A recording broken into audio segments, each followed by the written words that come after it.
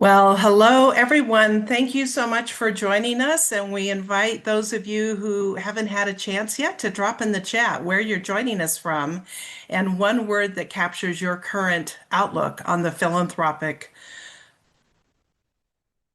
sector.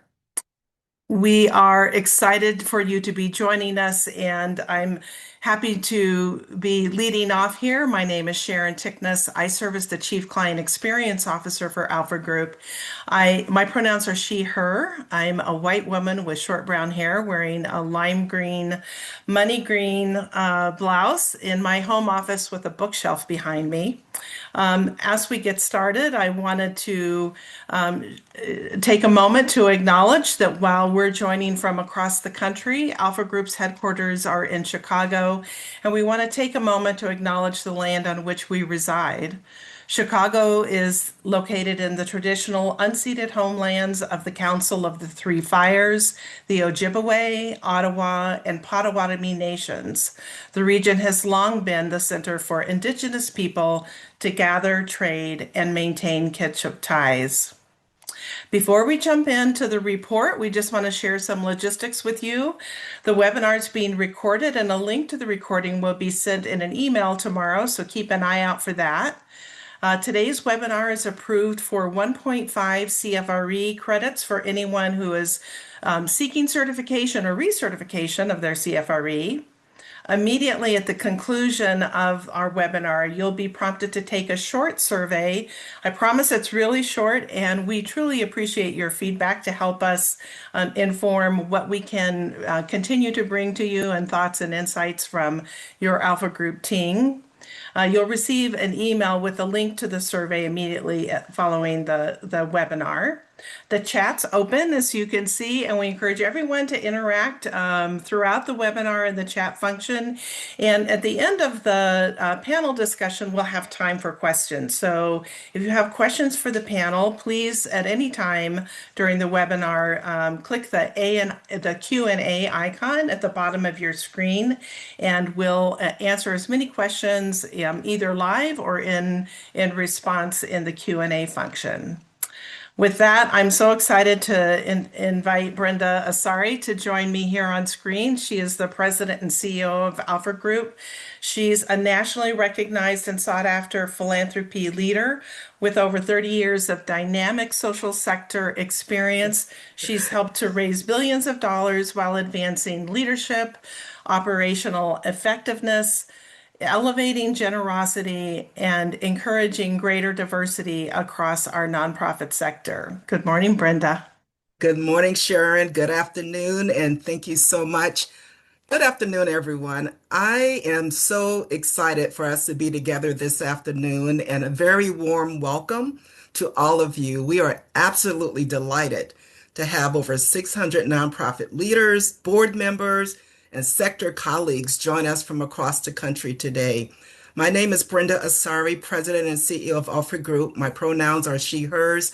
I'm an African American woman with black hair and wearing fancy gold rimmed glasses against a background with a philanthropy poster that defines philanthropy as voluntary action for the public good.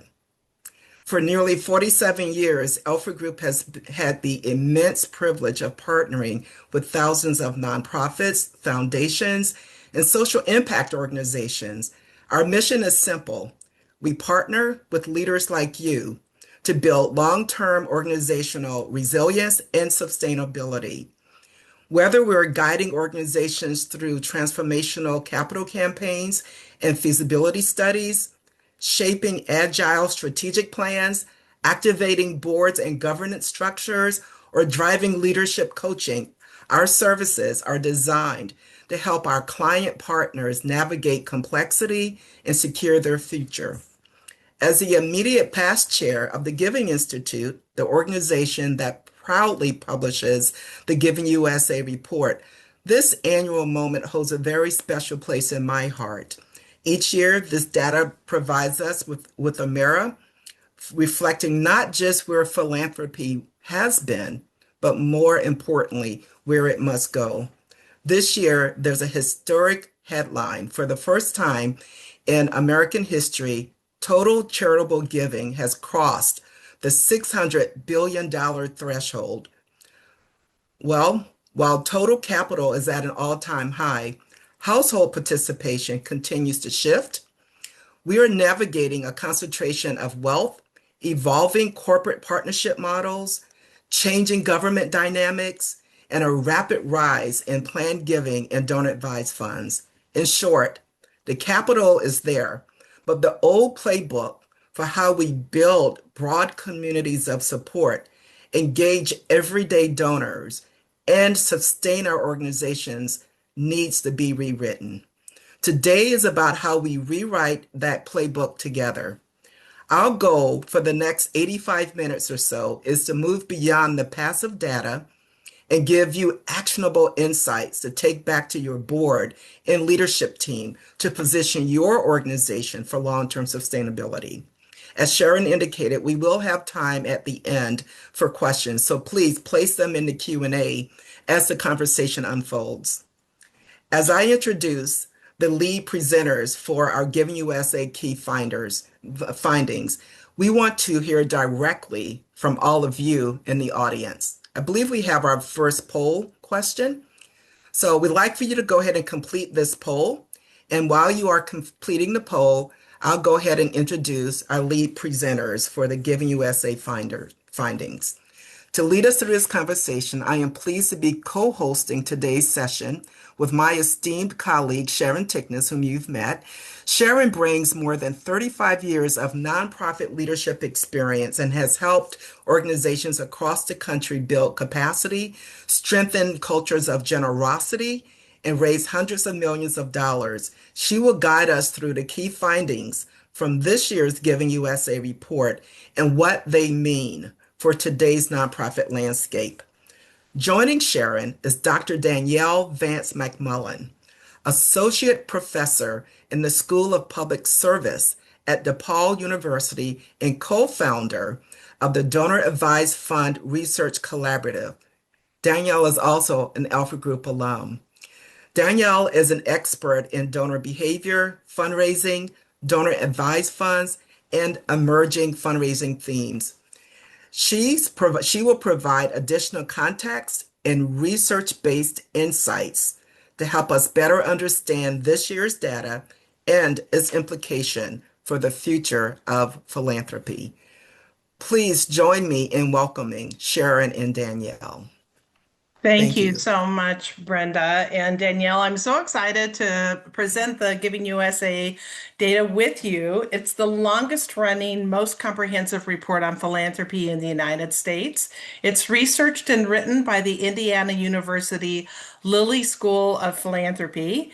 The Giving US report is released each year by the Giving Institute, as Brenda just mentioned, and Alford Group is not only a longtime supporter of funding the research, but also so excited about the insights that we get on an ongoing basis through the Giving USA Foundation and Giving Institute, which Brenda is the immediate past chair of.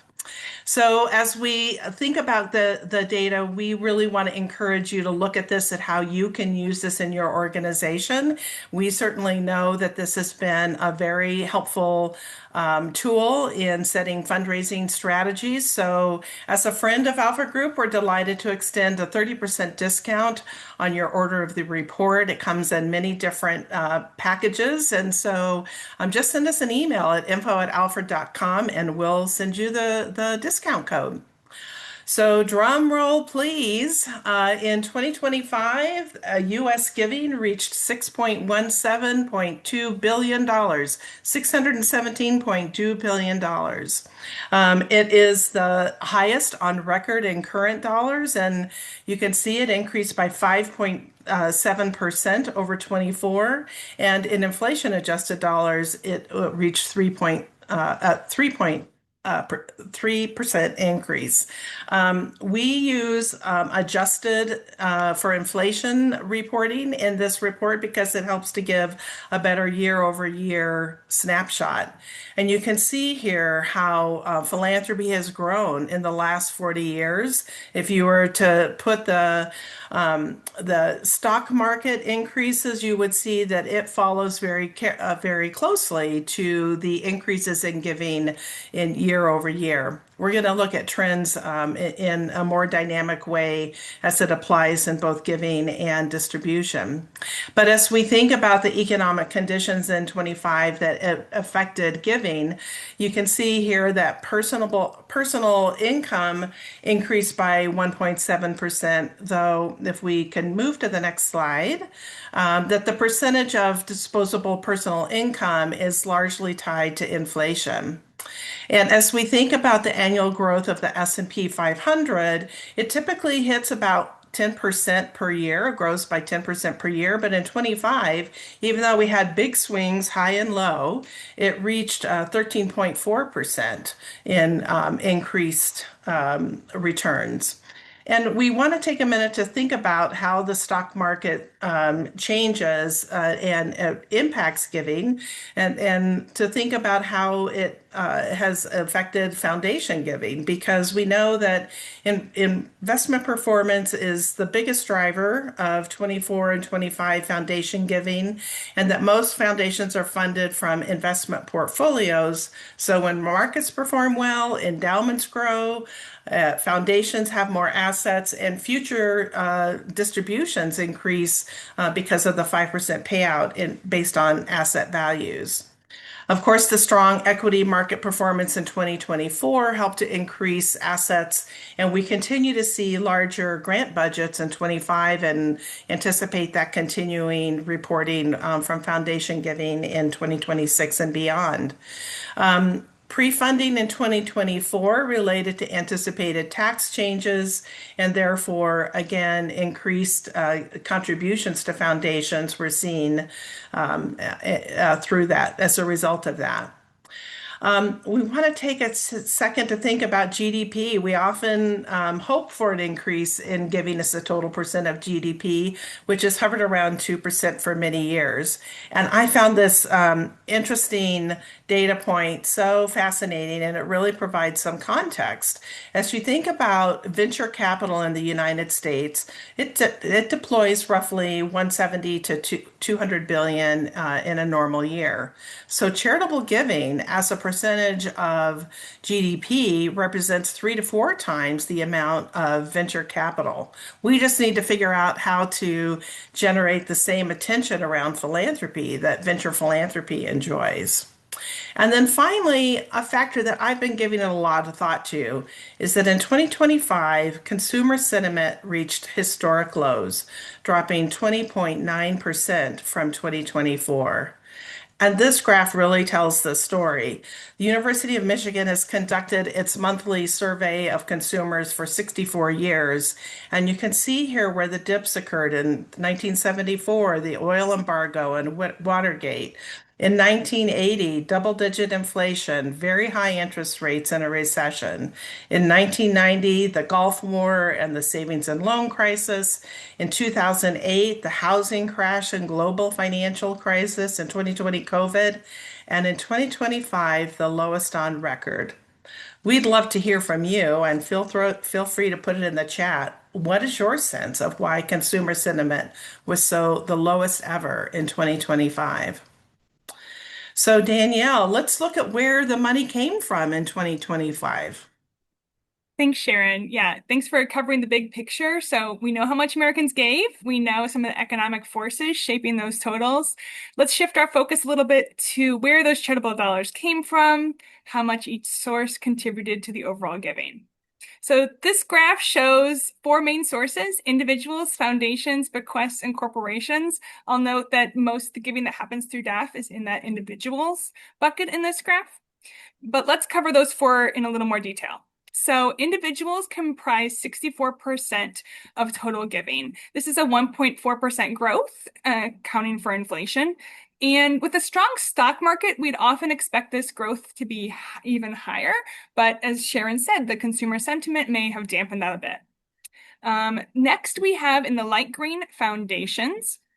And giving by foundations includes grants made by independent, community, operating foundations, and family foundations. That amounted to about 19% of all gifts in 2025.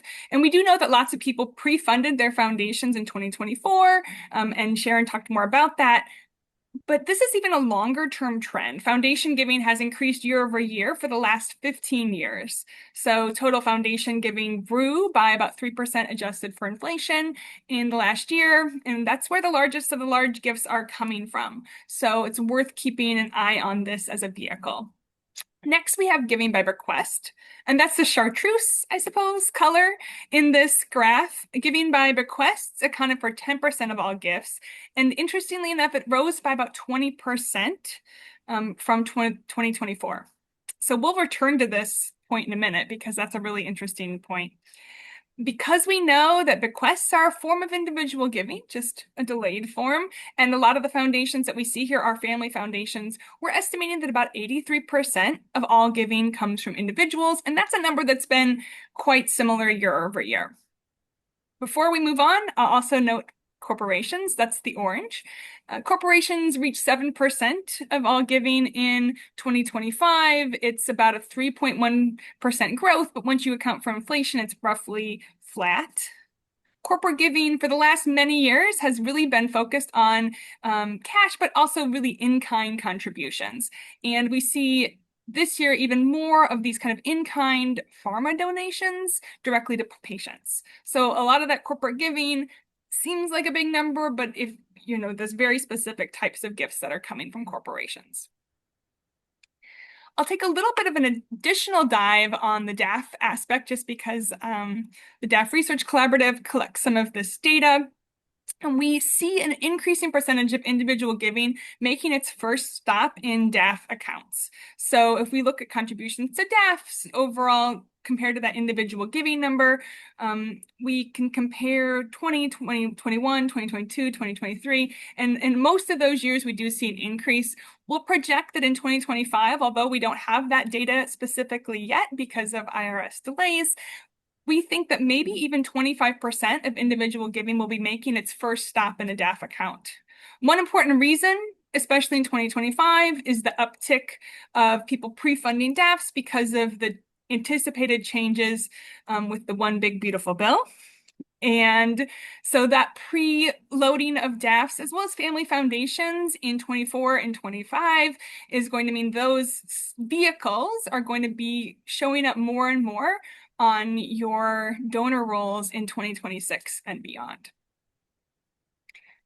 One other way to look at the trends in giving is this sort of 5-year bucket. So that's what this graph is showing you. And so on the far left, you're seeing kind of giving in the late 80s. On the far right, this is the post-COVID years, 21 to 25.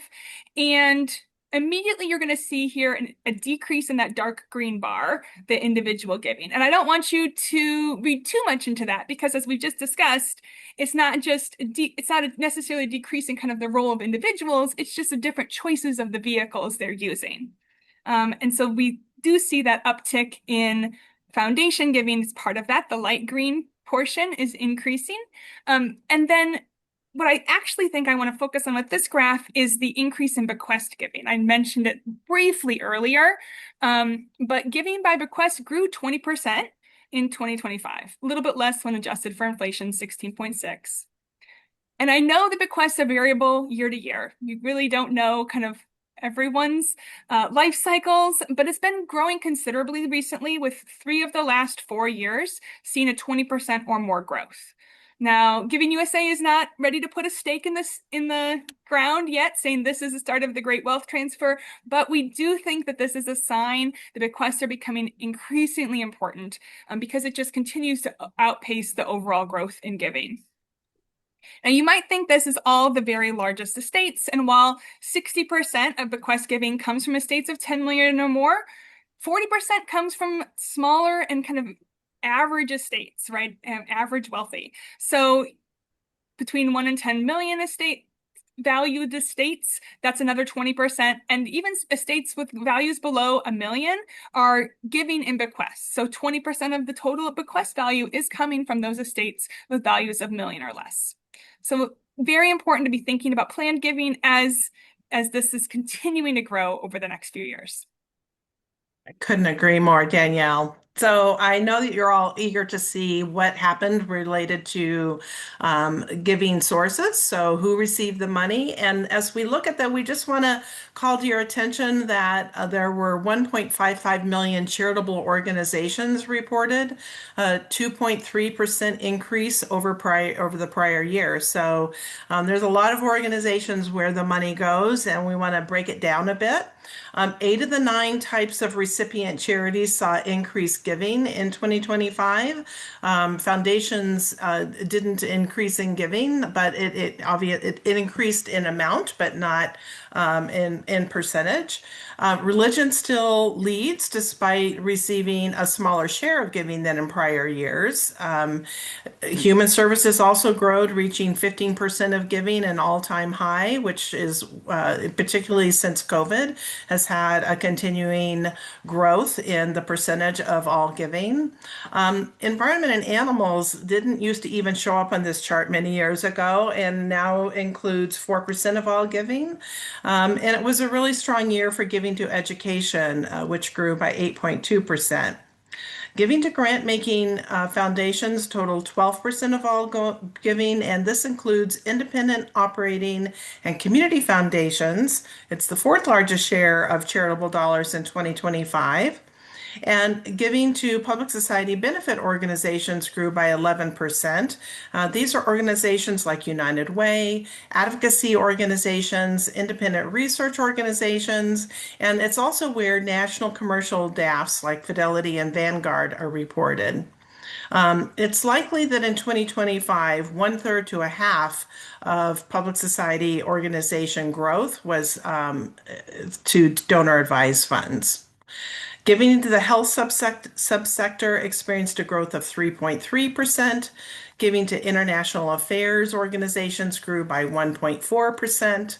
Giving to the arts, culture, humanities grew by 4.7%. And giving to individuals has increased over the last 5 years. And as Danielle just noted, this shows up in the total of corporate giving, but it shows up in individuals on this chart where the bulk of these donations are in-kind gifts of medications to patients in need made through patient assistance programs from pharmaceutical companies and operating foundations. We do just want to note that gifts to DAFs are counted differently depending on the type of organization sponsoring the DAF. Gifts to national commercial institutions are in public society benefit, which I just mentioned. Gifts to DAFs with community foundations shows up in foundations, and gifts to single issue DAFs, such as a trend where, for instance, universities are creating their own DAF program, that would show up in that subsector. So where there are single issue DAFs, you'll see that in the subsector specific to the type of organization that's there. So again, just taking the long view, this graph shows the changes in giving in 5-year increments, and you can see that giving to education, public society benefit, and environment and animals has had the largest annualized rates of change over the last 5 years. So Danielle, back to you for a deeper look at DAF giving. We're getting a lot of questions about DAFs in the chat, but I'm happy to do a little bit more right now on DAFs. So here we're seeing a graph of where grants out of donor advised funds land. So this is 2023 data. It's sort of the latest data we have on this because of IRS delays, but one thing you want to think about overall is that grants from DAFs tend to align well with the overall giving of high net worth and college educated donors. And so you're going to see that education is the most important subsector here in 20%, 27% of all gifts out of DAFs. You also see human services being a very important subsector. And in fact, if you look at kind of what the most popular, I suppose, subsector to give to from your DAF, it actually is human services. We just see large gifts to education, which means that's how that gets a bigger percentage of the pie chart. The public society benefit slice, I want to sort of ignore that for a moment because we actually think a lot of that is either transfers between DAFs, people move their money all the time, or gifts to pooled funds at community foundations or sort of other kind of giving vehicles. I'd like to actually mostly mention next the religious subsector here because religious giving out of DAFs varies a lot based on where that DAF is housed. So we already mentioned national commercial and community foundations hold DAFs. There are also a lot of religiously affiliated DAFs in that single issue group. And so Jewish organizations, Catholic organizations, all different types of religiously affiliated DAFs exist. And so from those DAFs, religious giving is actually the #1 subsector. It just is a smaller percentage at the national and community foundation DAFs. So that's the one difference among the different types. We also do see, of course, health, international giving, and giving to the arts being very important with environment and animals coming up last. Some of the gifts that we see out of those are a little bit hard to classify because of the way that these are reported. So you'll also see an unknown subsector here. The other interesting trend that we're seeing is an increase in mega gifts. Now, mega gifts are defined by Giving USA as any gift that's more than 0.1% of the overall total. So since we had 600 billion in overall giving in 2025, that means a mega gift is going to be anything above 600 million. So I'm curious, we've all heard about Mackenzie Scott's giving, but for all the mega gifts together, what percentage of individual giving do you think mega gifts make up? You can just drop your guess in the chat. What percentage of individual giving do you think mega gifts make up? Any guesses?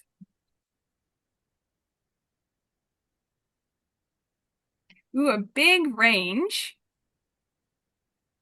Okay, the number in 2025 was 3.1%. So that's up from 1.98% in 2024, with Mackenzie Scott's giving being the kind of the largest of the bunch. Her giving in 2025 was 7.1 billion to 186 nonprofits. Since making her kind of debut doing this type of work in 2019, her cumulative giving has exceeded 26 billion to more than 2,700 organizations. She does not operate a large private foundation and gives primarily through yield giving her philanthropic organizations. Okay. I think we have one more poll. Is that right, Sharon? Yeah, so everyone jump in here. We want to know what you're experiencing. Is your active donor base going up, down, or about even with last year? We know there's always efforts to acquire donors, to retain donors. We're curious to know what you're experiencing in your giving.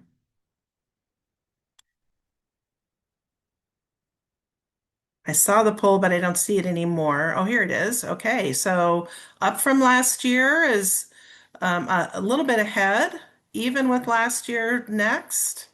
But we're excited to see those of you who have been able to see increased giving. And as we think about everyday donors and what the giving landscape looks like, we want to take a look at this next slide to show you, what the trends are related to dollars up, and yet donors are down. Revenue grew by 5%, but the donor base is continuing to shrink with fewer everyday donors. We wanted to demonstrate that here by showing that 90% of individual gifts are from donors who contribute $5,000 or below. And according to the Fundraising Effectiveness Project, a wonderful body of work that we encourage everyone to pay attention to, their findings and trends, for the 5th straight year, the overall number of donors has declined by approximately 3.6%. So we encourage you to double down on your everyday donor relationship building, continue to work toward higher retention rates while growing your donor base from the inside out. Think about how you're inviting your donors to feel like they're a part of your community and that their identity is part of your identity. Danielle, let's jump ahead and share our calls to action. The first call to action is pretty simple here. Use the report as a mirror. Take a look at how your data is tracking to this data that we've seen nationally. It can be a benchmark. It might diverge. Not everyone is going to see the same trends year over year, but if not, kind of look into what contextual factors are driving those changes that you're seeing and try to kind of see what the longer term trends are as well.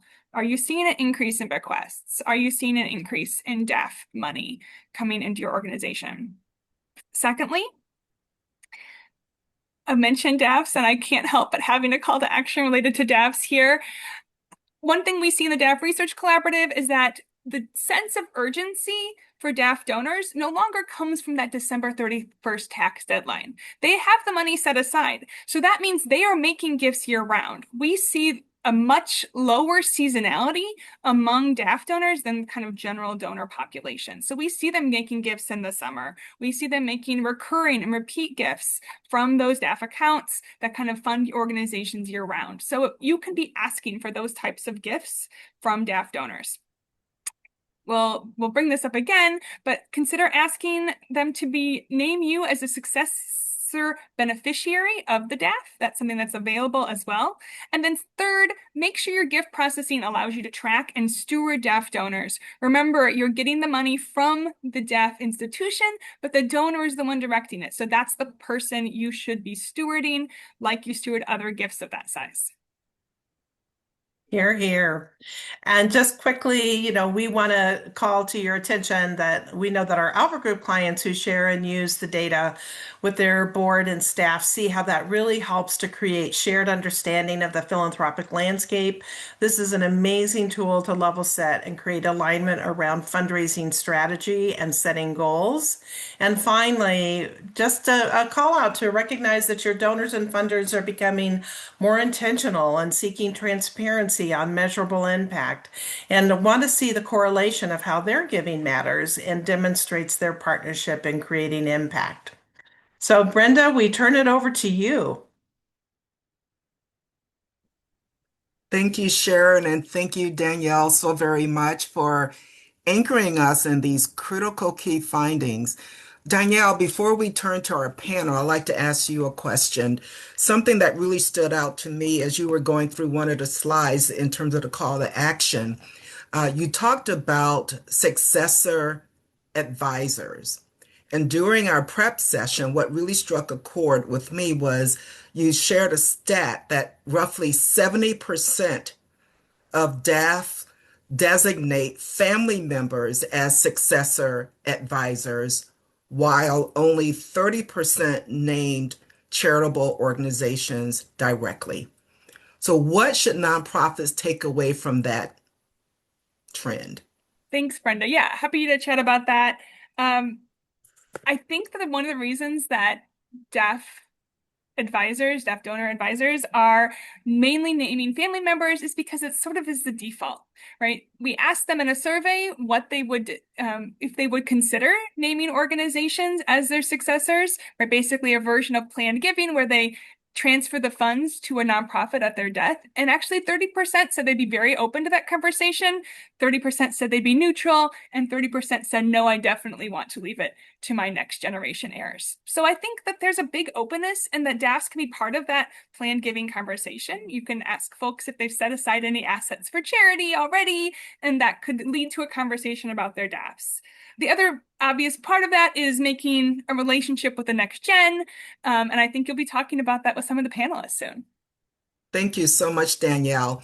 So, to help us unpack these findings from every angle, we are joined by an extraordinary panel of sector innovators. I am so pleased to welcome back again from last year. We have Laura Coy, who's a partner, head of philanthropy and sustainability at William Blair and Company. Laura works closely with clients, key stakeholders, and colleagues around the world to develop and optimize their sustainability efforts in charitable giving. For the past 9 years, Laura has overseen William Blair's growing global community engagement initiatives with a mission to inspire the next generation of philanthropists. Welcome, Laura. We're so glad to have you back again this year. Thank Joining you. us is Stephanie Ellis Smith, founder and CEO of Phīla Engage Giving. Stephanie works with donors who are ready to activate their assets for social change. As an advisor and social impact specialist, she works toward a world where philanthropy is nurturing an equity-centered practice that connects wealth to the people and communities who need it most. Her diverse background and deep knowledge make her uniquely well positioned to be a trusted advisor to the world's most generous families and institutions. Welcome, Stephanie. Joining us next, we're so pleased to have Dr. Cecelia Conrad, CEO of Lever for Change and Senior Advisor at the MacArthur Foundation. Through Lever for Change, Dr. Conrad has helped unlock over $1.7 billion for high impact solutions worldwide by reimagining open call challenge competitions. Cecelia brings an unmatched perspective on shifting philanthropic power dynamics, fostering trust-based grant making, and building sustainable, broad-based communities of givers. Welcome. We're so glad to have you join us this afternoon. I'm going to start with a question to all of the panelists. So, we've heard from the report out. Giving USA tells two stories at once. Total giving continues to rise, yet fewer everyday Americans are participating in charitable giving. What should nonprofits do differently to broaden participation and build a stronger base of everyday supporters while still engaging major donors? Who would like to kick us off this afternoon? I'll start. Thank you. Hello, everyone. I'm Cecelia Conrad. I am an African American woman, white hair, curly hair, rose-colored glasses, which may show up in how I talk today, and standing in front of books in my home office. Um, well, the first thing I just want to note, I'm no longer a senior advisor at MacArthur because we became independent. Lever for Change became independent Oh, and okay. in January. And as Brenda said, we're sort of known for doing these open calls for very, very large gifts, large amounts of money. And we've worked with some of the people who showed up on your mega gift list a moment ago. But I think we're less well known for the fact that after each open call, we go out and we try to help organizations who've done well match and up with other donors to help fund them, help to support their work. And many of those donors are not the ultra high net worth, but they're giving more than what you've described in terms of the everyday donor. And Mhm. so one of the things I think it's important is not to neglect that spectrum in between where I think there are opportunities, particularly for some of the individuals who are newly experiencing wealth events and so on, to help be part of their philanthropic journey. What we've observed is that they want to be recognized, they like acknowledgement, but they also have a tendency to want to give as part of a community. And so you're seeing some growth in donor advice, and not donor advice funds, I'm sorry, donor collaboratives, and also in giving circles as part of that. Thank you so much. Laura? Yeah, I mean, I would add on top of that, we talked about a lot of statistics about Giving USA, but we mentioned the wealth transfer. So it's $124 trillion that is going to change hands between now and 2048. So that's major. 10% has been earmarked already to philanthropy through the estates, which you're seeing in the Giving USA numbers. And 100 trillion of that is going to go from one generation to the next.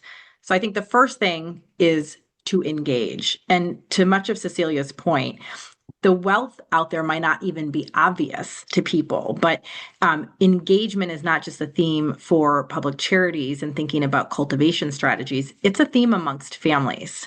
Families want that next generation who is inheriting the wealth to not just write checks, but to be engaged. And whether that looks like impact, whether that looks like on an advisory board or a governing board or conducting site visits, they want that inheriting wealth generation to be engaged. So I think that's number one.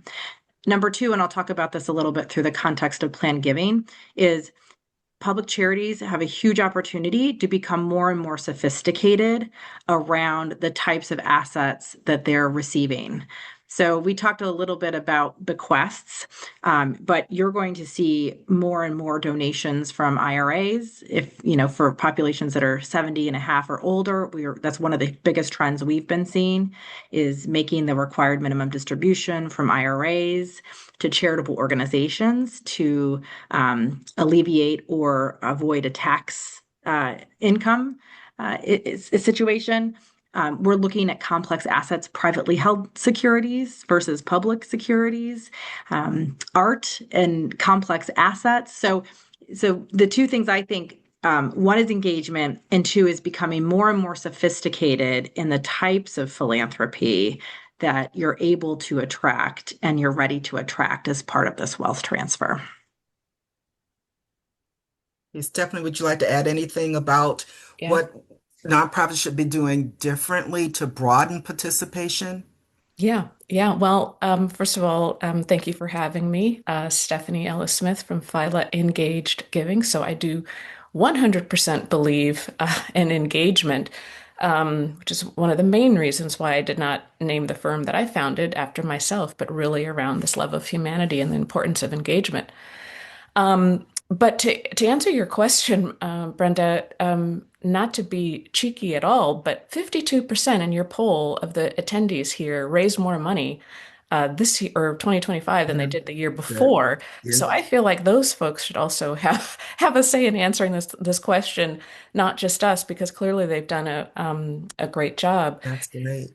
We've seen that the Giving USA information told us that overall giving is growing and the number of folks who are participating is shrinking. I think this group of savvy nonprofit leaders here know that they are not choosing between major donors and everyday supporters, that the Good. need there is for both. I think this opportunity is building two tracks at one time. It's continuing investing in major gifts and the major donor relationships, while at the same time making it easier and more meaningful for the everyday giver to participate through a number of different ways: monthly giving, volunteering, advocacy, which is going to be a big thing I'm going to bring up a little bit later, peer outreach, and just, the smaller gifts. This key, and this maybe taps into what Laura's talking about, the key to me is giving people a real sense of belonging. I think, we looked at this data around consumer sentiment, and while that's really tied very much to economic ideas and thoughts and feelings from individuals, it's also, I would argue, tied also closely to this fracturing that we're seeing in our society.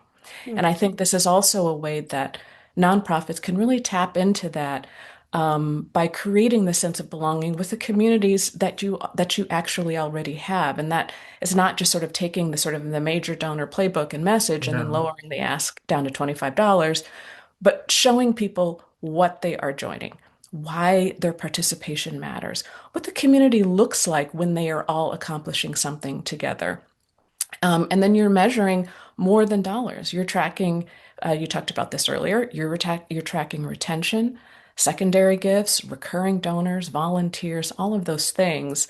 So the goal becomes more than just raising money, which is equally important, but long-term, making a long-term investment into sustainability of the organizations by building this broader, more durable constituency around a shared cause, around a mission, around being together for something. Thank you so much, Stephanie. I love when you talk about building this sense of belonging, building community. I think early on in one of Sharon's data points, she talked about donor identity. And I think that is so right. We forget about the fact that they are our identities. If you're giving $25 or if you're giving 25 million and beyond. And we forget about that sometimes in this work because we're so busy trying to make the goal Yeah. and we forget the why of why we're doing this work in the first place, right? We're trying to build a greater culture of generosity. You know, Stephanie, I'd like to stay on with the donor expectations and how they are changing. We know day in and day out what you focus on is working with families on their philanthropy. And oftentimes, when we look at what's happening with high impact philanthropists and their families, it can often look like a delicate tug of war between legacy and evolution when we think about traditional philanthropists and what we kind of put into a category of next gen. Um, when a family sits down at the table, how do you help families rewrite the playbook so the past doesn't trap the future? Yeah, that's a great question, and it's tricky. Sometimes I may preface some of my comments by saying that really unsatisfying opening. It depends, but a lot of it does sort of depend. It depends on the age of the donor or the family that we're working with. It depends on what kind of vehicle, frankly, that they're using. For example, if they are with a private foundation, if they have a private foundation, the idea of legacy plays a much bigger role in that discussion than they would if they are DAF families or even multi-vehicle families. And that's just another thing Mhm. that I'll say. A lot of our families have multiple levers that they're pulling for all Hmm. sort of different reasons. But if, to narrow this down, if they're working with a private foundation, that takes a lot of discussion and time, frankly, because you are indeed navigating what grandma or grandpa initially wanted, trying to Hmm. look at, well, how can we honor them Right. and be present for what today requires? Because maybe when this was set up in 1968 or 1980, the world is completely different now.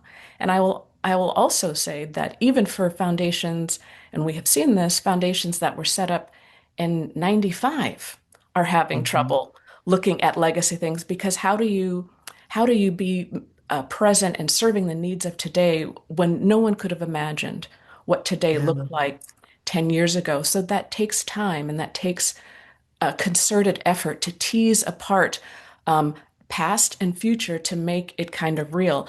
I think the donors who are doing it right will actually spend that time and knowing that if they feel that they can come to an agreement that everyone can get behind, the money moves, I think, faster with greater integrity and towards the causes. And I think actually, no, faster, greater integrity, and actually more because they feel good and they're feeling good about their own mission and how that they are deploying those resources. So we talk to our clients about this mantra, sort of you go slow to go fast.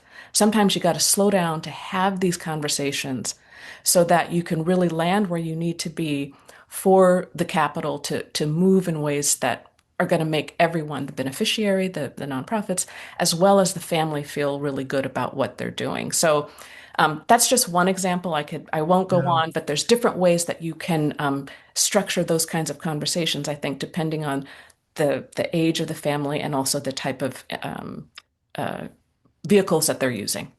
Yeah. Stephanie, are those conversations typically started around values? Because and you talked about the push and pull. Where do values come into play as a part of this whole dynamic? Yeah, they values are definitely there. They typically are started around succession. A new Oh. and a young generations coming in. We want you to get involved in the family foundation. You're old enough now. Come and join us. Hmm. And then, someone who's 25, they're looking and they're like, "What are you guys doing? Like this? Hmm. Like really?" And so that usually it kind of starts there around typically Hmm. succession planning or some sort of major inflection point. The one that I just mentioned, succession, or also some sort of new influx of capital, whether it's from an Hmm. IPO, a death, new money coming into the foundation. And so perhaps the way that they've been looking at doing things in the past, it was just very easy for legacy. We're kind of moving things right along.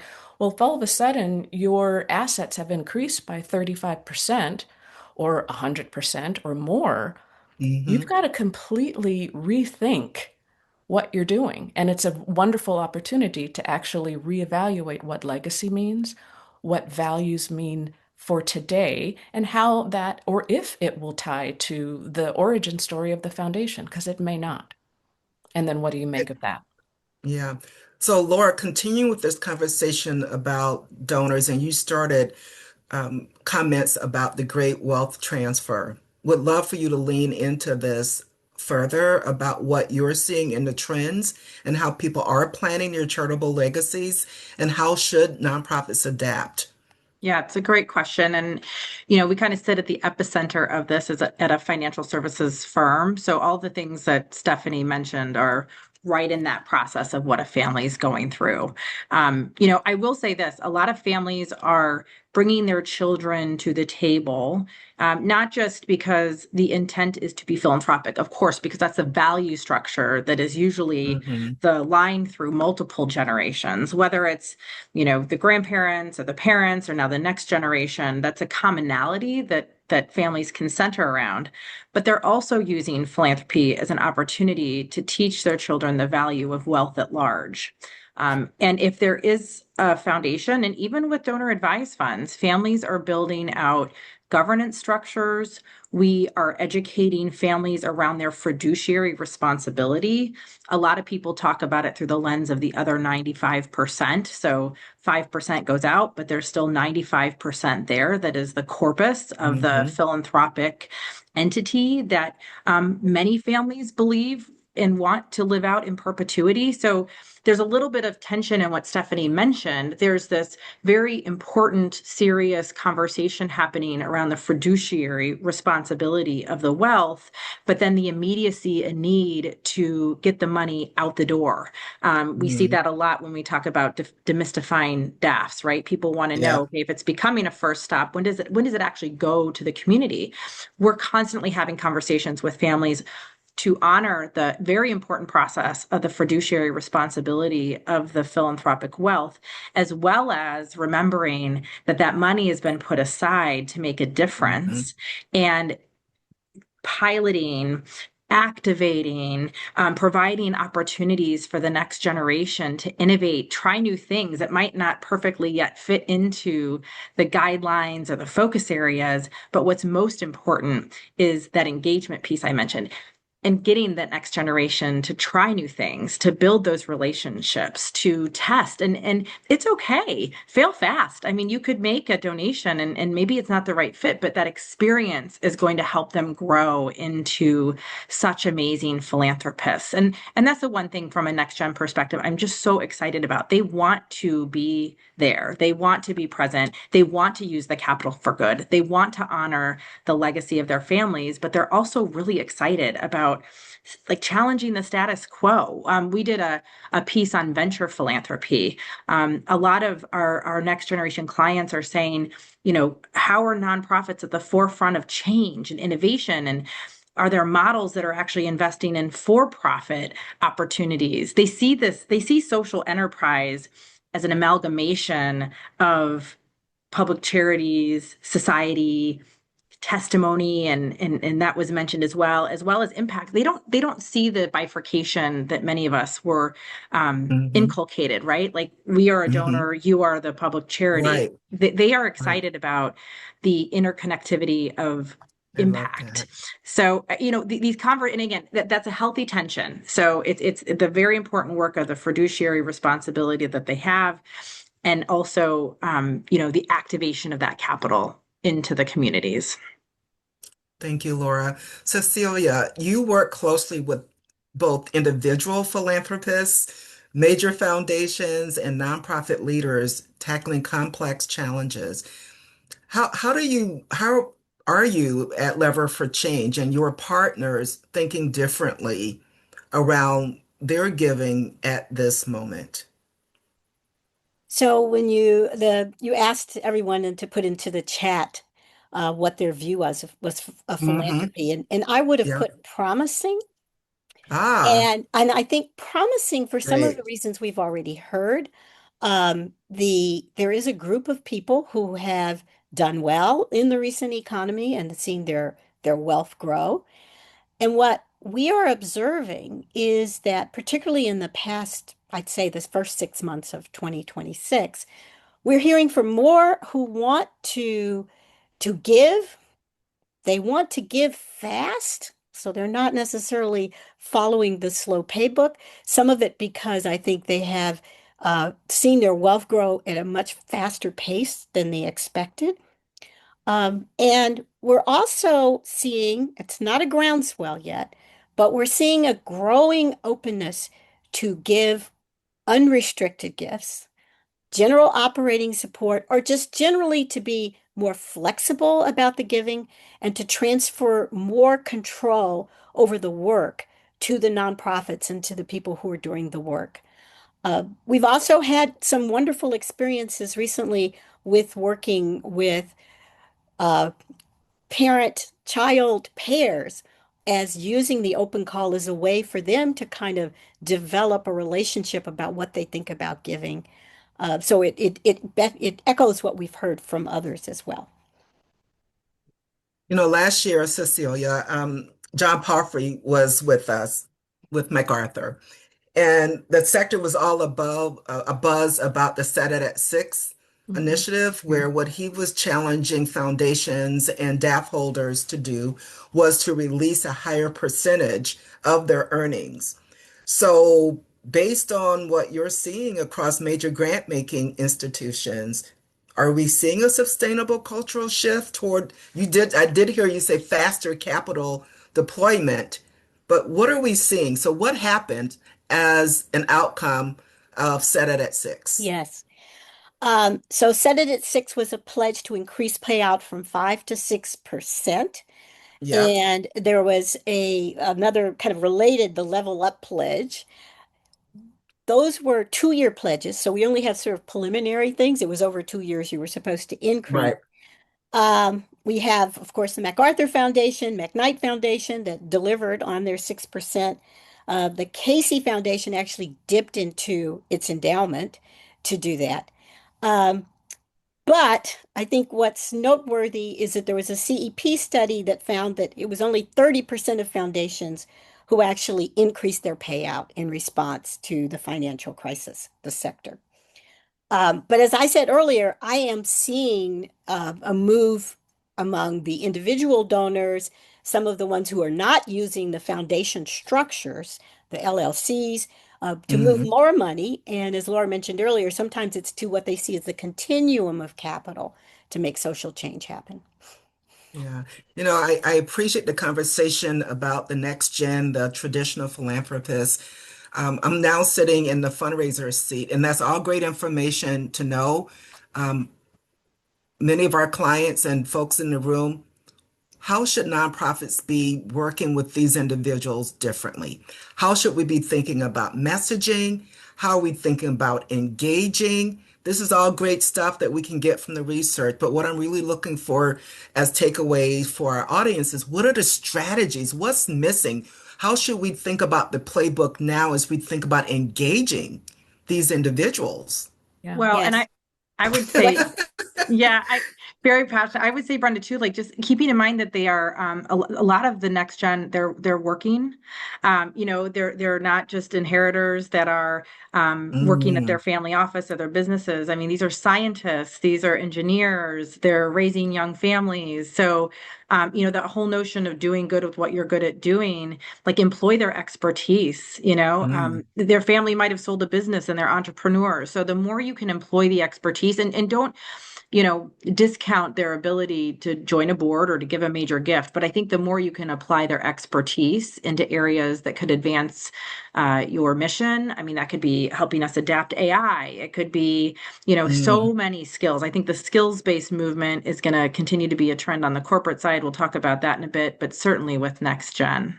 And sorry, Cecelia, if Thank you. you were going to say something. No, jump in. I just wanted Yeah. to, I was Laura, I was gonna say the exact same thing. So thank you for kind of giving me that head start on that. So I just wanted to double down on that understanding that, folks, there is a time of life aspect Hmm. to Hmm. the giving, because you think a lot about, the donors and they're older, they're in their 70s. Well, sometimes you might Mhm. find that because they're retired and they have the time. Mhm. They can think a Mhm. little bit more about that. But for donors who don't, one thing that I would say, and I'm going to give maybe a little bit more of a spicy take here. So, hold Good. on to your hats. Bring it on. Um, I think for folks who are in the nonprofit sector who have relationships with major donors, and you don't have maybe as much visibility as, say, I would as an advisor, or maybe Laura, even especially someone like Laura at a financial services firm who can see across everything, but you have a sense of what their capabilities are, what they could be doing, and it's not moving fast enough. I think it's a great opportunity for you to talk to them and let them know that there are people out there. They can join pooled funds like Lever for Change. They can talk to philanthropic advisors. They can talk to savvy financial services folks like Hmm. Laura and people like her who can really speak to them about how to do philanthropy well. Because one thing that I think that slows folks down is it's a lot to manage. And who do you talk to about these kinds of conversations and who do you trust? So if they have a trusted advisor, and William Blair, I will say, and I because we've not directly with you, Laura, but with the firm, we've shared clients before. William Blair is a great financial services firm. Not all of them are kind of on our side about how to deploy philanthropic capital. There are quite a few gatekeepers in the financial services world that want to go against what we're saying in this webinar, to slow things down, to hold on to your capital. You can do it later. Mhm. And we're talking and encouraging people to give now. So if they have good people that they can talk to help them figure out ways to unlock and go past these bottlenecks that Yeah. families and individuals just normally have because people are people, Hmm. Yes. that will actually really help this capital move a lot faster. And Yes. like the slowdown and all of those things, we don't see it in our firm at all. People will come to us that way, but they end completely different because they've had an opportunity to really understand the impact of taking these chances, taking these risks. No one's going to die if you give a bad donation. Yes. Nothing bad's Yes. going to happen, but you need someone there to help them and to hold them to make these kinds of decisions. And I think that's something that nonprofit leaders and major donor development folks, if you can't do it, bring in and introduce them to the types of people who can help them because you will see a change. Here, That's here. great. Cecelia, I did you just have wanted to something say to add? here, here on that. I mean, one of the Good. things that we frequently encounter is that donors are think they have to know everything Correct. before Hmm. they make that first gift. And there's an opportunity to learn by doing. There's ways to learn by, for example, if you're working with these collaboratives, if you're working with some of these groups of people, you learn from what other people have done and you can see Yes. a scope of opportunities. And so just getting people to understand that there are opportunities to move now, that there's learning by doing, and as Stephanie said, if you make an investment into an organization and it doesn't quite pan out the way you wanted it to, chances are there was still some good that came out of it, and Yes. you'll learn from that process. Yeah, I love that. And oftentimes we advise our clients to think about a pilot and we're learning together. If it's the first time, it's okay because you're learning together and you're building that trust and confidence. Laura, we've explored the individual donors and we've talked about how foundations are evolving. I like to round out the picture as we look at what's happening on the corporate philanthropy front. Corporate philanthropy, as reported, now represents 7% of all charitable giving, half of that in-kind giving. So, how are corporations thinking differently about philanthropy today? And where do you see the biggest opportunities for nonprofits to build meaningful relationships? Yeah, I mean, I think that in-kind statistic was actually very enlightening for me, and if you think about the Hmm. field of philanthropy. So if you take that out, I might sound a little bit like a broken record with Danielle and Sharon's great comments at the beginning. I mean, we're talking about individuals, right? I mean, Mhm. at William Blair, it really truly is our mission to inspire the next generation of philanthropists, both our clients and also our people. So 100% of our philanthropy is employee inspired and it's matching. So, you've got to be an educated and informed and inspired philanthropist. You have to step up and we will follow you and we will support you. But at the end of the day, human capital is what is going to make a difference in all of our workforces. But like 5 years ago, I might have said this was particularly true to professional services, but with the evolution of AI, I think human capital is just going to be more and more important across corporations. I think you might see corporations becoming less rigid in their focus areas. There was a big movement 5, 10, 15 years ago to align philanthropy to your business. And I don't think that's going away, but I think what's going to continue to eclipse that is the importance of the individuals in the workplace, the skills-based volunteerism that they can provide, the boards that they should be sitting on to provide that expertise that we talked about before.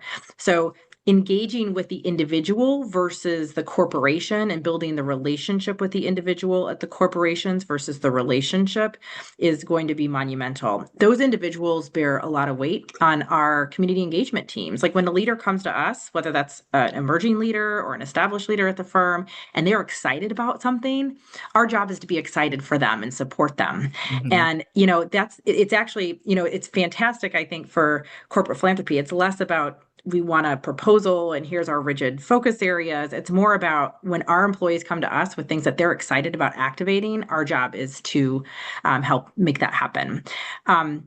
I think more on the science side, though, I will say, because this statistic also shocks me, more than 90% of companies have employee match programs, similar to the ones that I mentioned. We're still hovering around 20% of employees participating in their employer match programs.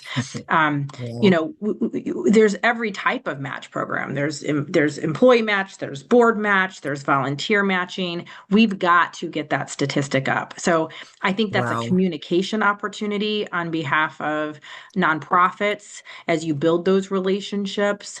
We're going to talk about MacArthur. Like they have an amazing match, and so it's not even just corporations that have Mhm. match programs. Really, this is an opportunity that I fear we're leaving some money on the table, We're and leaving a maybe lot of money. We're leaving leaving a a lot lot of of money money on the on the table. table. Yeah. Laura, I wanted to stay a few minutes on, or a minute, on a lot of what we saw last year in the new administration with the, legal challenges and shifting federal and state policies where we had, a lot of our organizations in the social impact sector be impacted by corporations to a large degree and some individuals pulling back in response to DEI related challenges. I was in conversation with a client where there are a scholarship organization funding high potential students of color, and $1 million wiped away just like that.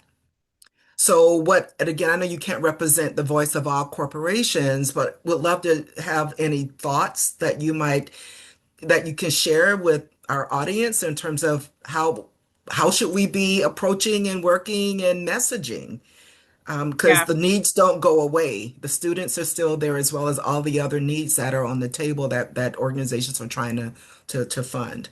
Well, and I was a little curious with the scholarship statistic around Hmm. education, if that was a Yeah. precursor. One of the things that we have been encouraging nonprofits and institutions to do is to be very clear, create the business case for the funding deficits that you have because of the shifts in either governmental or other types of funders that have maybe stepped back. Do not be afraid to put that case for support together because this is fundable. So I'll just say that from representing client's perspective. Like we want to know what that deficit is because it can be Hmm. filled and there's a desire to fill it. I think from a corporate perspective, maybe this is my spicy answer, but did they believe in it to begin with? Right. So, we're about to produce our third annual sustainability report. I use sustainability reports at large to take a look at the ethos of companies. Are they being transparent? Are they are they shifting terminologies because they have to, right? Because there's some protectionism there that I think is valid as it relates to like we want to keep doing what we're going to do, but we don't want to be scrutinized for it. Like that's kind of right? And I would put William Blair in that category of we have continued to build out our programs to support diverse and emerging entrepreneurs. We are continuing to advance conversations around women and wealth. So I would kind of Hmm. challenge to say, did the company believe in it to begin with, right? And again, I think you can get that from a sustainability report. You can get a sense for are they still communicating in ways that are going to connect? And then again, I think you've got to connect with the people at the company. So there's the brand, but then there's the people behind that brand and have conversations. I know this isn't corporate specific, but when we were talking earlier about the next gen, convene, bring people together. This is one of the most powerful tools we have right now. We're hosting a session coming up on building financial resiliency for nonprofits. We're bringing this back again this year because the power of convening has been so powerful in these types of conversations where you can ask someone one off, like, what's going on in your company? Like, what are you seeing? Hmm. Or here's what's happening in my company. Maybe a company is downsizing its community engagement teams or its DEI Hmm. teams. Like, let's create spaces where people can have conversation and we can support each other. But I think it comes down to, did the company really believe in it to begin with?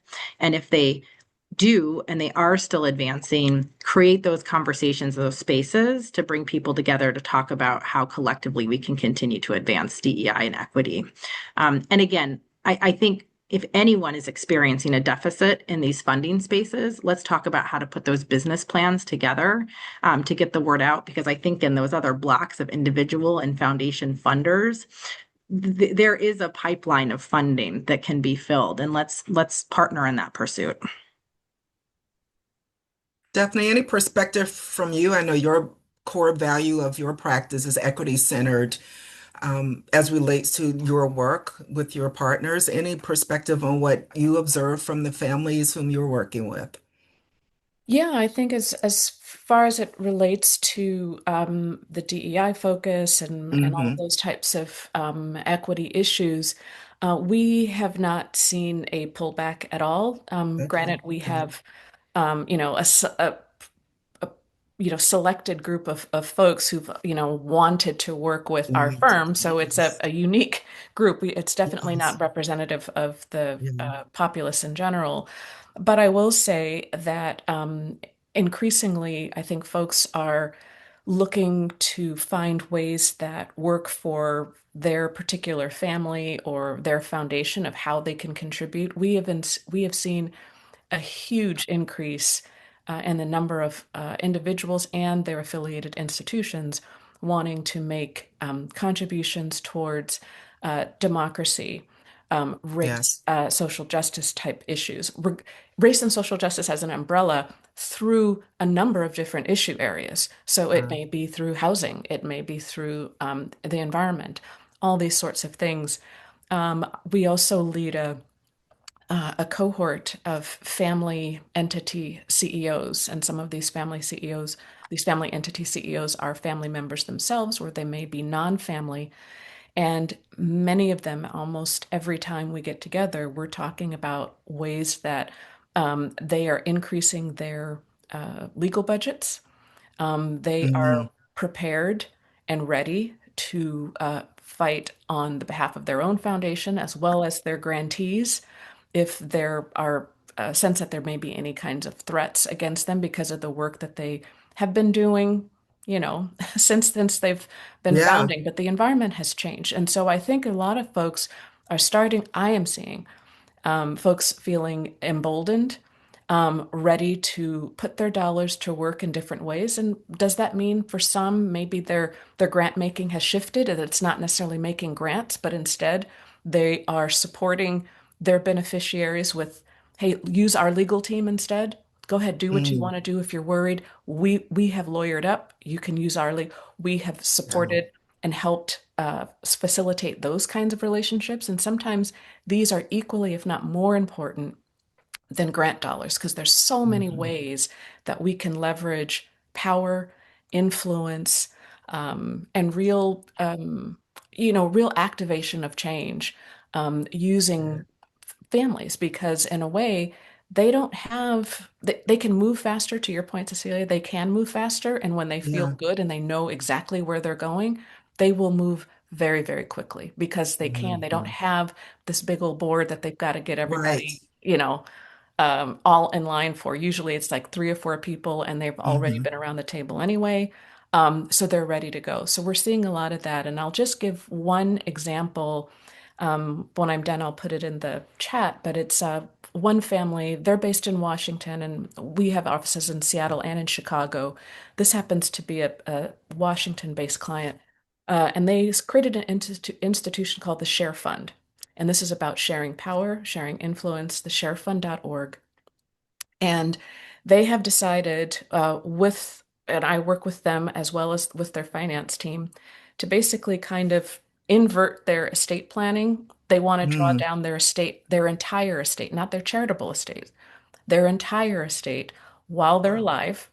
They have put out, they've put their funds into the hands of a community group. So basically, they have seven executors, people who are not a part of their family, to make grants around the state of Washington based on gender justice and racial justice. Wow. And it's a power sharing move, and it's a way Love to that. really kind of fund this kind of work tax advantage group agnostic. So they give to political groups, they give to individuals, they give to C3s and C4s. And they use Wow. a number of different uh, vehicles to do that. So I just wanted to sort of share that as an example of just the ways that I think when Yeah. families can really see and when organizations, getting back to our nonprofits here, when organizations can really kind of tell their story and what the need is, what they're seeing, Um, families can be very, very creative, I think, with the right I support love that. on how they can help and actually really create this broader community capacity. I love that, Stephanie. And I love, sharefund.org. We will definitely take a look at that. I don't even want to open the door to talk about the Giving Pledge and everything that's been Mm. transpiring with that, because that could be a whole nother webinar on its own in terms of really. But anyway, Cecelia, did you have anything else to add relative to inclusivity, equity practices, and your partners? Oh, I think I've seen the same patterns that others have discussed.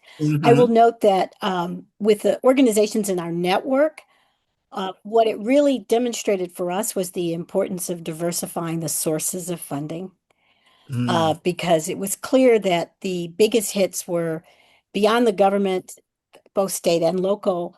Also, corporate funders who felt like they would get targeted if they continued to support organizations who said they Yes. were giving scholarships to African American students, for example. Uh, we did some small grants to many of those to kind of help with what we called stabilization. And I think many of them are now finding that they're finding other sources of funds or that some of the funding has come back that initially was withdrawn. So that's on the plus side. And we Good. actually have a LinkedIn post today on Liver for Change where we report out on what we've been seeing from the organization side. Great. We will make sure to include that in our resources when we report back out to this group. I know that it's time for questions, and if we have time at the end, I'll come back to a final wrap-up question. So Sharon, I'm going to turn it over to you because I know you've been curating the questions from the chat. Yeah, just one question was around whether or not Giving USA distinguishes between cash versus in-kind donations from corporations, and the report doesn't distinguish that. But Brenda, my recollection that it's about 50% of all corporate giving is in-kind giving. Do you have a different No, understanding around that? that's exactly right. Yeah.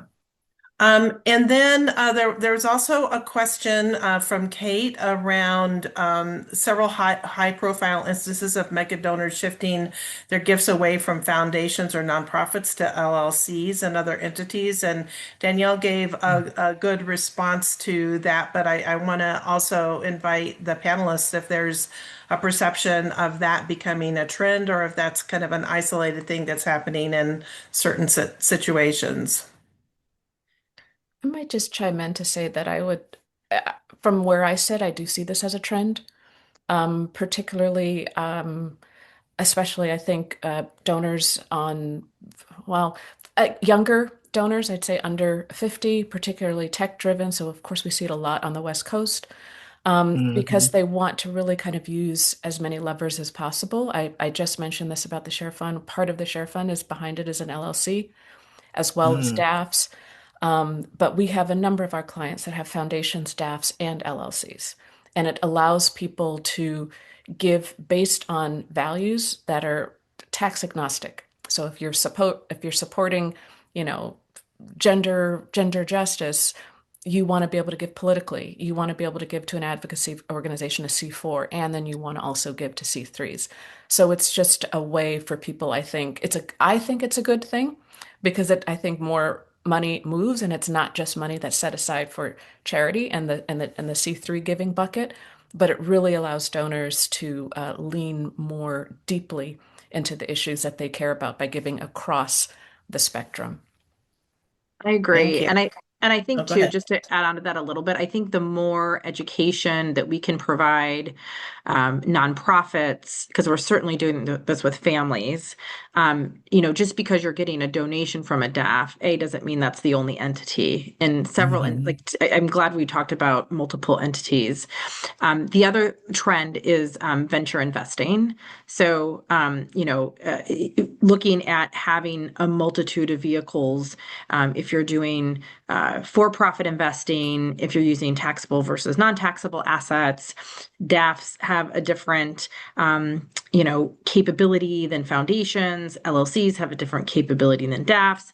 Realize that these entities sometimes like there's a broader like this is the family's philanthropies, and underneath that there's several different ways that they do their grant making, their venture philanthropy, their advocacy work, etc. So make sure you're taking time to get to know your donors and not assume that there's just one or two entities that they're being philanthropic through.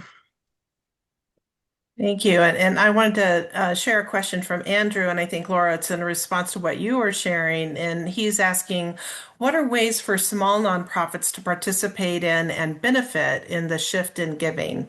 For instance, investing in pilots may be a good way to connect next gen donors to smaller nonprofits who are consistently field leaders in terms of resourceful, creative problem solving to important issues. And his point is, what are your ideas on how to help level the playing field for nonprofits of all sizes to be seen as, a place for donors to invest?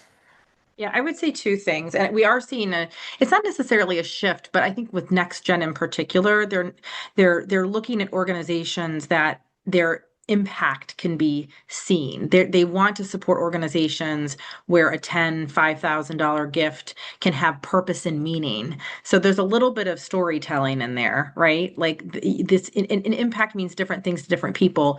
I'm talking about like, does my $10,000 gift matter, right? Like if that's it, show me how that makes a difference. Hmm. Um, Hmm. the second thing is adaptability and being as contemporary as possible in your mission. So I think looking less at this is our mission and this is what our mission must be, and it is, kind of on the hearth of everything that we do. What's the adaptability of your mission to serve now? We are finding next generation donors to be very episodic. They're responsive, which is fantastic. At the same time, they want to see, and I think especially for smaller organizations that have more adaptability and agility, lean into that. And then I would say the last thing is, don't assume because you're not a larger organization that you can't have a sophisticated plan giving program, that you can attract very complex type of assets. So that's something we're launching a nonprofit practice at William Blair. I'm happy to share more about that later. But the whole point is to develop resiliency for all types and sizes of nonprofits. So just because you're small doesn't mean that you're not mighty and you can't attract the same type of capital as larger institutions. One of the things that we've been trying to educate donors a little bit about is to focus more on the nature of the work and the size of the problem than on the size of the Mm. organization. And from the Ah, nonprofit's perspective, that means that you should have a big vision, but you also need an engineering plan, how you're going to get from A to B in order to persuade the donor that indeed making a big investment in you makes sense. Yeah, there's We a want great. to Great Oh, framing. save time, Brenda, for your final question before we yeah. wrap up. Yeah, So, I love it, Cecelia, where this is an opportunity and a moment for organizations to really be bold in their thinking, right? And Mhm. so my wrap-up question for each of you is, um, as our nonprofit leaders, leave our meeting and time together today, what is one action that you would advise them to take to strengthen their organization over the next 12 months? What would you say? The one thing that you think is going to be important to them unlocking opportunities, creating of sustainability and resiliency? Cecelia? Well, I'm going to start because we haven't talked about AI, and that is that Yes. you need to think about making your organization AI literate and ask yourself two big questions. The first is just what are ways we can make ourselves more efficient and do our current work better? But the other important one that's sometimes neglected is how is it going to change what the needs are in our community? How is it going to change the landscape in which we're operating? How do we need to think about doing our work differently, not just more efficiently? Mm, thank you. Stephanie? Thank you, Cecelia, for bringing up AI because I was thinking in my head, just one thing, and AI was on my list. And just to tag on to yours, I would just say making it discoverable in AI. This is no longer we're no longer Yes, in a Ah, SEO world, that's right. so you can chat that up and seeing what that actually means. But being yeah, discoverable via AI, I think discoverable. is a really important thing. But the other two, not one that I was going to That's say, is okay. talk to your most loyal donors about investing in yourselves and in your staff. And what I mean by that is succession planning, investing in leadership capacity, paying market rate salaries, so you can reduce the turnover and attract top talent. And I say that because I think active and more sophisticated donors increasingly are starting to view them or want to view themselves and are more as partners than just financial contributors. So I Yes. think you can afford to be honest and transparent about the challenges that you're facing, what you're seeing coming ahead of you, while still also sharing some successes, because they want to understand the full picture of what your organization is going through. So you want to try to guide these donors towards behaviors Yeah. that you think are going to be the most helpful to you, focusing on authentic relationships and the kind of impact that I think they and you want. And a lot of that authenticity, I would say, comes from the young ones hiring Gen Zs, Mhm. because they can do that really well. So I'll leave it with that. Thank you, Stephanie. Laura? Yeah, and I wanted to also just briefly mention one of the questions in the chat around enterprise transformation. I think that ties to AI. I just want to double click on that because I thought it was a great question. How are you seeing sophisticated donors respond to the requests that focus on organizational transformation? My answer shows yes. Great question. Enterprise transformation, fundable, do it. Let's go. I think, be bold. These are huge, exciting times as it relates to the types of problems that we both have and that we have the capability to solve. And I think philanthropy is proving to us that it will be there as we solve these very complex problems that are they're getting larger. So let's be bold. Let's go out there and fundraise and empower ourselves to bring the expertise to the table to solve these problems. I say that then with my final, which is take care of yourselves, right? Like this is a very emotional and passion-driven field. Yes. So, take the time to rely on other people, to all of us, each other, so we can keep moving. But be well and realize that this is difficult and also very exciting work that we're in.